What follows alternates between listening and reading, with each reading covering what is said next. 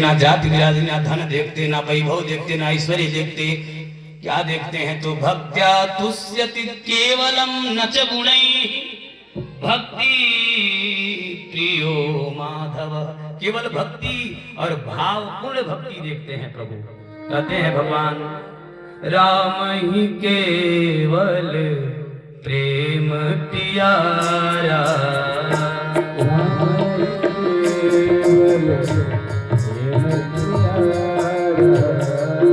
हम केवल प्रेम प्यारा,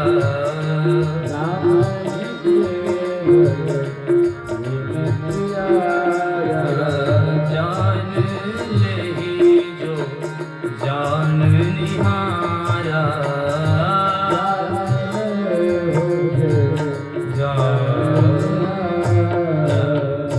केवल भगवान को प्रेम।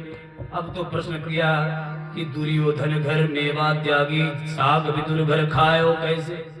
कहा देखो ये उस समय की बात है, ये जो चरित्र महाराज बड़ी अद्भुत है, भक्ति से भरा हुआ चरित्र है। यदा स्वसुतां साधुं धर्मं पुष्टं विनष्ट दृष्टि,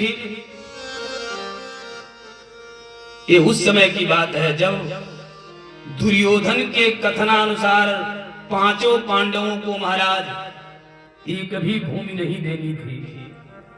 तो विदुर जी मंत्री थे हस्तिनापुर के, तो विचार किया राजा यदि अंधा हो तो गुरु का शिष्य का मंत्री का फर्ज बनता है कि वह राजा को मार्गदर्शन दे। जैसे शिष्य का मार्गदर्शन गुरु करता है, रोगी का मार्गदर्शन वैद्य करता है, वैसे ही राजा का मार्गदर्शन करने वाला मंत्री होता है। अगर गुरु चाटुकारिता करने लगे शिष्य के प्रति, हमारा चेला कहीं नाराज न हो जाए तो गलत भी सही बोल दे, नहीं नहीं ठीक है ठीक है, अरे भाई गलत काम गलत ही होता है। तो गुरु वैद्य और मंत्री इन तीनों को चाटुकारिता नहीं करनी चाहिए, जो सत्य है वही करना चाहिए। क्योंकि गोस्वामी जी कहते हैं सुंदर कांड के 37वें दोहे में कह रहे हैं गुरु वैद्य तीन गुरु वैद्य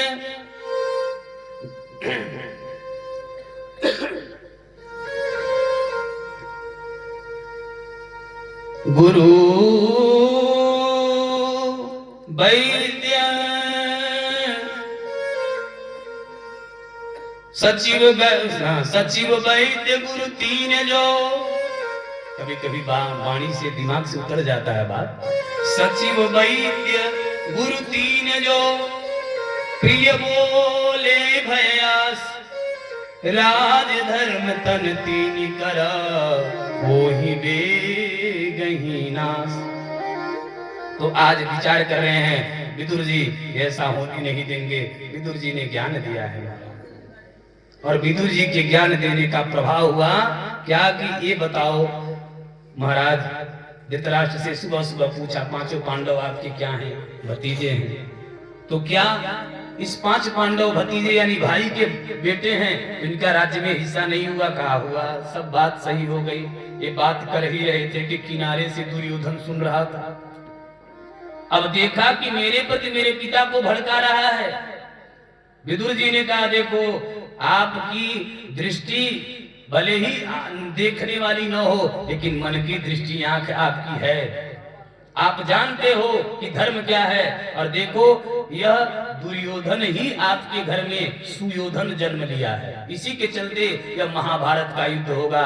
इसलिए मैं कहता हूँ कि आप ऐसा मत करो। ये बात सुन लिया दुर्योधन, आंखें लाल लाल करके धरती को दबाते आया और विदुर को फटकार करके घर से खदेड़ दिया कि मेरे ही थाली में भोजन करता और हमारे साथ ही गद्दारी करता है। जाओ, जाति का तूने असर दिखा दिया, मैं तुझे राजपाट और मंत्री पद से निष्कासित करता हूं। विदुर ने कहा तुम क्या निकालोगे, मैं स्वयं जा रहा हूं। विदुर जी राजपाट और मंत्री के आभूषण वस्त्र छोड़ दिए और अपनी देवी जी को लिया, विदुरानी को, और पर्ण कुटरी बना करके दिव्य भजन करने लगे जाके कदली बन। इधर पांचों पांडव दुर्योधन में युद्ध न हो, इसलिए शांति दूत बन के भगवान आ रहे हैं। शांति दूत बन के प्रभु आए तो, लेकिन बंधुओं ध्यान देना, पांचों पांडव के लिए प्रभु आए हैं, विदुर जी नहीं है। विदुर के भाव से प्रभु पहले परिचित हो चुके हैं और सोचते हैं आज मैं भोजन तो विदुर के वहां ही करूंगा। अब विदुर की स्थिति है कि घर में एक महाराज अन्न का दाना नहीं है। इधर कौरव ने बड़ा भव्य स्वागत किया और सिंहासन पे आरूढ़ हुए प्रभु। भरी सभा में विदुर जी नहीं है। विदुर जी तो प्रजा के बीच में खड़े होकर के प्रभु को देख रहे हैं, निरीख रहे हैं। इतने में सरकार वहां बैठे थे और भगवान को बैठे देखकर विदुर की आंखें नम हो गई। विदुर जी तो पर्णकुटी के केले के वन में अपने पत्नी के साथ भजन करते हैं। पता लगा कि प्रभु आए हैं तो दर्शन के लिए आ गए। अब बात हो ही रही थी कि भगवान द्वारिकाधीश से कहा धृतराष्ट्र ने कैसे आए, कहा मैं शांति दूत बन के आया हूं और पांचों पांडवों को मात्र 5 गांव दे दीजिए, मैं उनको मना लूंगा, युद्ध नहीं होगा। लेकिन सभा में बैठा दुर्योधन बोल पड़ा, सुचग्रे नैव दास्यामि बिना युद्धेन केशव। हे केशव, बिना युद्ध के मैं सुई के नोक के समान भी जमीन नहीं दूंगा। तुम 5 गांव की बात करते हो, जाओ कह देना पांडवों से। अब इतना कहना ही महाराज बहुत बड़ी बात हो गई। प्रभु ने थोड़ा सा अपना आक्रोश दिखाया। केशव कह रहे हो, केशव के मतलब कितना, 100 मतलब शरीर। अगर तुम ऐसे शांति दूत के साथ व्यवहार करोगे तो तुम कितने शव गिरेंगे, कितने लोग मरेंगे, तुम गणना नहीं कर पाओगे। इस पे तो शांत कराया है धृतराष्ट्र ने, और धृतराष्ट्र के शांत कराने पर प्रभु शांत तो हुए। बैठे तो अगले पल दुर्योधन ने कहा कि चलो माता जी ने अपने हाथ से प्रसाद बनाया है, रुक जाइए 10 मिनट आप लोग बैठिए, अब कथा संपन्न है, प्रसाद लेके जाइएगा। बोल भक्त वत्सल भगवान की जय, जय श्री राधे श्याम। महाराज जी इस तरह से विदुर जी बैठे हैं। भगवान कहते, देखो भगवान से कहते हैं दुर्योधन कि चल के भोजन पालो। भगवान कहते भोजन 2 स्थिति में होता है। पहला क्या, एक तो खाने वाले को खूब भूख लगी हो तो ये नहीं देखता कि बासी रोटी है या ताजी, और एक होता है भूख न भी लगी हो, खिलाने वाले में भाव है तो खा लेता है आदमी। लेकिन तुम्हारे भीतर ना भाव है ना मेरे अंदर भूख है। मेरा न्योता तो विदुर काका के वहां है। अब विदुर जी समाज में बैठे थे, सोचे राम राम हमसे कभी बात हुई नहीं, ये कह रहे हैं कि बात हुई भोजन की। विदुर जी भागे भागे घर गए, देखा कुछ नहीं है तो प्रभु के लिए माखन आदि लेने चले गए।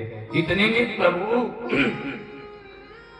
हस्तिनापुरी को त्याग करके विदुर जी के घर पहुंचे। विदुरानी स्नान कर रही थी और विदुरानी सिकली बजा के, काकी फाटक खोलो देखो मैं आया हूँ। विदुरानी भाव से प्रभु को ले गई है भीतर, शरीर का भान नहीं है, क्या खिलाए, काकी बड़ी भूख लगी है। तो केले के खंबा में पीला पीला केला पका था, वही ला के रखा। प्रभु कहे काकी तुम अपने हाथ से खिला दो, मैं अपने हाथ से नहीं खा पाऊंगा। क्या भाव है भगवान का।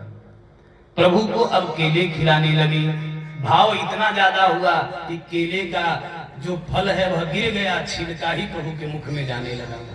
अब प्रभु सराह सराह के खा रहे हैं, काकी तुम्हारे इस केले में कितना मधुरता है, कितना स्वाद है, धन्य है।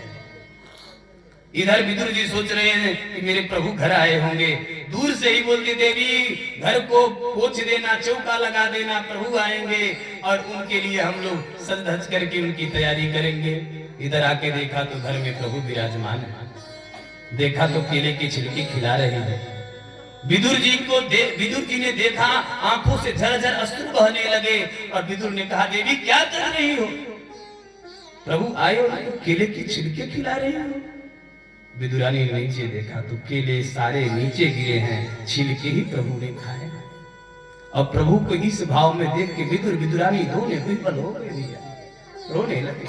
प्रभु ने निर्मल भक्ति प्रदान कर दी है और विदुर से कहा, जाओ उद्धव जब तुमसे मिले तो कह देना कि मैं याद कर रहा था। विदुर जी और उद्धव से मुलाकात हरिद्वार में हुआ।